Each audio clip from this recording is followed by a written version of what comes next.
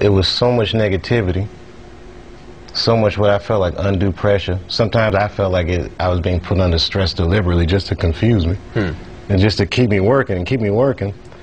Saying just stay up, my people. And here's a Willie Lynch letter. The following has been credited to William Lynch, a white slave owner who reportedly made the speech on the banks of the James River in 1712. It was quoted at length by Minister Louis Farrakhan at the Million Man March, where it stunned many in the audience because of the cold-blooded way it described how the minds of African Americans could be enslaved. Then you get another big, strong nigger, and you bring him and you get your bull whip. And you beat him, you don't kill him, but you beat him within an inch of his life. Come on. Until he's crying and screaming and praying and begging. And when that woman sees the man in that state, she'll be psychologically frozen. And all her daughters will be like her. They'll come out independent. And the boys, they'll have strong bodies, but weak minds. And out of her instinct to protect her male child, she'll break that male child for us and turn him over to us. What's your name? Toby.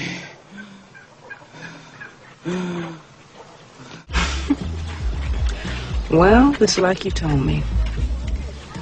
I can't teach him how to be a man. That's your job. They must love, respect, and trust only us. You go to Nigeria, which is, if not the most corrupt nation in Africa, and it is, it could be the most corrupt nation in the world, Minister Farrakhan. Oh, now, Mr. Wallace. It is the most corrupt nation that I have ever covered.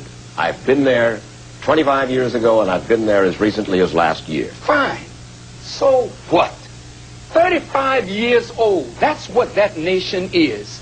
Now, here's America, 226 years old.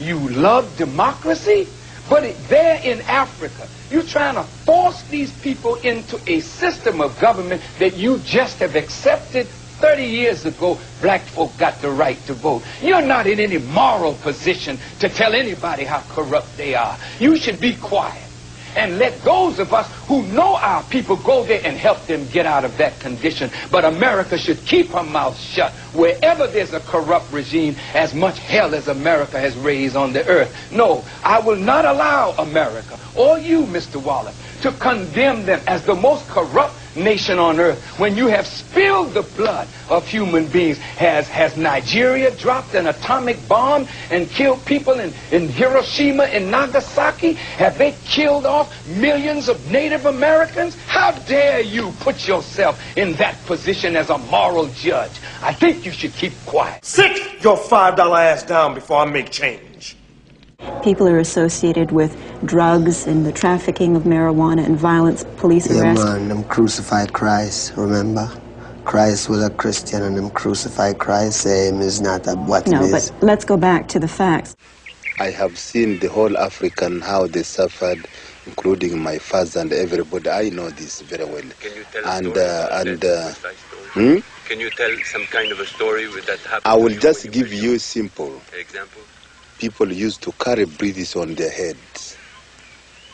British used to send, they make something like a stretcher and put a chair on top, and then they used to carry British for miles and miles. This is African carrying. And they used to dig holes and everything they used to carry when the British was here. And the Africans, when they make a mistake, they used to be beaten by canes completely by the British.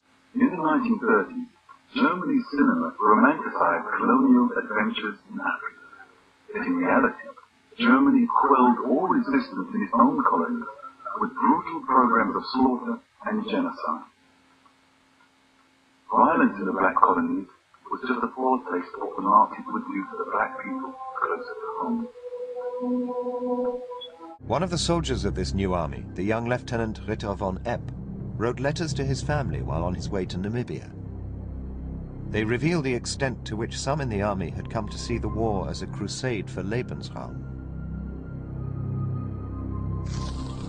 This world is being redistributed. With time, we will inevitably need more space, and only by the sword will we be able to get it. This is a matter for our generation, and for our existence. German Southwest Africa, what is today Namibia. Before the First World War, the country had been Germany's prized colony in the south of the continent. There can be no future without Shaka. Got to go to hell. Someday. When you get there, tell them Jesse Lee sent you. The only way y'all's gonna keep this land is to stand up and fight for it. On the morning of the 11th of August 1904, the German cannons and machine guns began to fire on the Herero.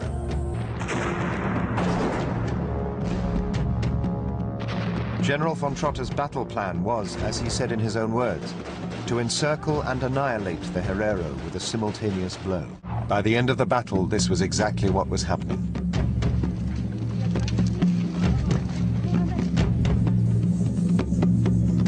First genocide, 80% of the local population was killed.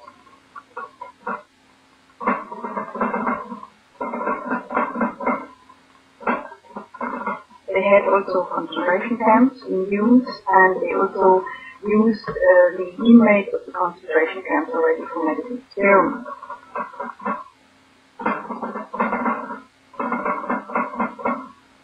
I fought it, so I know about gaining freedom if you lose it, as did my ancestors. I'd like to tell you about a very special ancestor of mine, a hero. Her name is Saatchi Bartman. They called her Hottentot Venus. Africa then, and Africa now, didn't find in Saatchi anything to stare at. Race mixing between German colonists and African women. The racial theories of the Nazis were not an invention of the Nazis. They date back to the colonial administration. I had to stand with my body showing through a very thin nothing. They took my kaross away. All the people were dressed in long coats, but I had to stand in the ice-cold place and be cold. One morning I was in Biafra, and the day started with my camera crew and I burying 8 or 9 kids who died the night before. My mama say, a bullet don't have no name on it. I ain't afraid to get shot. Both my brothers been shot and they still alive. They lucky. I'm close to tears now recalling it, but I cried. Not much, but I cried. And in the place called Paris, I had to share my cage with animals.